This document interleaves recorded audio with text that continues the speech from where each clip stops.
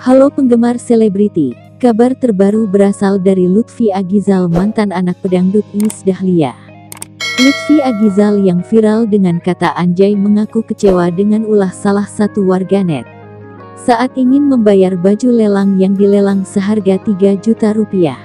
Setelah sepakat, ternyata orang tersebut membuat video klarifikasi dan membayar baju yang dilelang dengan uang monopoli. Sebelumnya saya sudah menjelaskan di deskripsi bahwa lelang ini tidak untuk main-main.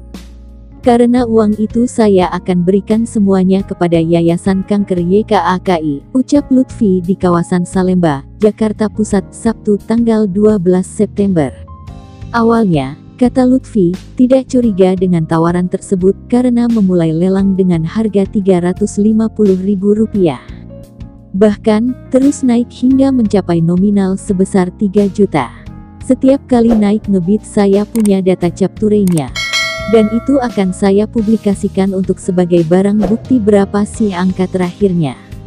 Dan semalam saya cek itu sudah ada 3 juta rupiah yang menawarkan baju saya, ujar pria lulusan ilmu psikologi itu. Keesokan harinya, Lutfi mendapat kiriman video dan mengatakan penawaran saat lelang dilakukannya tidak serius. Pasalnya, uang 3 juta dibayar menggunakan uang monopoli. 1 hari kemudian, dia membuat video reaction bahwa yang saya lakukan bid kepada Lutfi Agizal baju tersebut adalah uang 3 juta monopoli. Dan dia berumur 30 tahun, dan sudah punya anak, ucap Lutfi. Menurut dia, netizen ini belum paham mana informasi yang bercanda, entertainment, serius dan sebagainya. Lutfi mengatakan, tidak pernah memaksa untuk melakukan bid. Tapi ketika kalian lakukan bid tolong keseriusannya. Uang monopoli bagi kalian memang lucu tapi bagi adik-adik kita, betapa hancurnya dia, ujarnya. Pada momen yang sama, Lutfi menandatangani surat perjanjian yang dihadiri ketua sekaligus pendiri YKAKI. Dalam surat tersebut berisi dia menyerahkan seluruh hasil lelang baju kepada Yayasan Kasih Anak Kanker Indonesia. Berikut klarifikasi lengkapnya.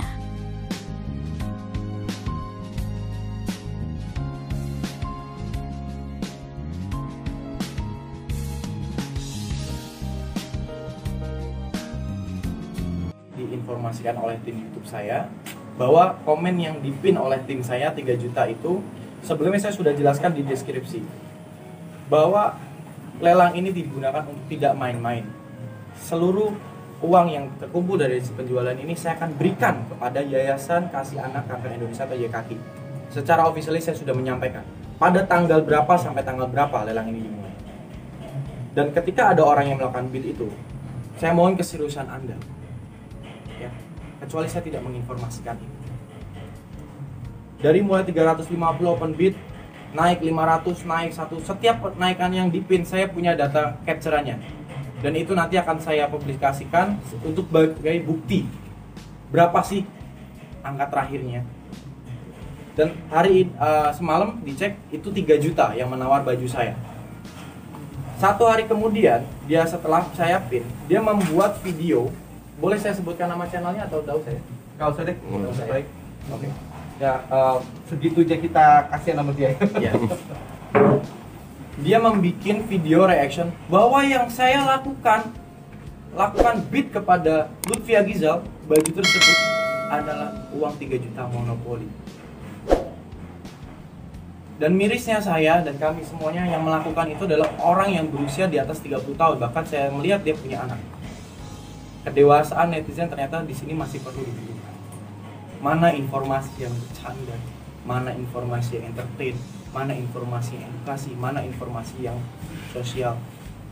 Kita harus pintar di sini. Dan apapun yang saya lakukan ini tidak pernah soal Instagram. Jujur, saya merasa memberikan sebuah konten edukasi, tujuannya dan memberikan wawasan, dan saya sudah minta maaf jika itu salah. Saya sudah beritikat baik dan menyampaikan seluruhnya, namun diterima masyarakat beda. Saya minta maaf, tapi saya sangat menyayangkan kenapa kalian malah mereport Instagram saya, dimana jujur aja saya merasa dirugikan. Hak saya menjadi anak bangsa bersosial media jadi terhalang. Ya tapi saya terima kalau itu adalah rasa kesalahan saya, kesalahan kalian kepada saya terima. Saya mohon kalian juga bisa menjadi netizen yang lebih smart, tidak buta dengan idola, memikirkan suatu hal dengan positif, karena yang saya lakukan, maaf, tidak merugikan kalian sama sekali. Kenapa kalian merugikan saya? Dan bukan saya juga yang dirugikan, masih ada orang-orang di belakang saya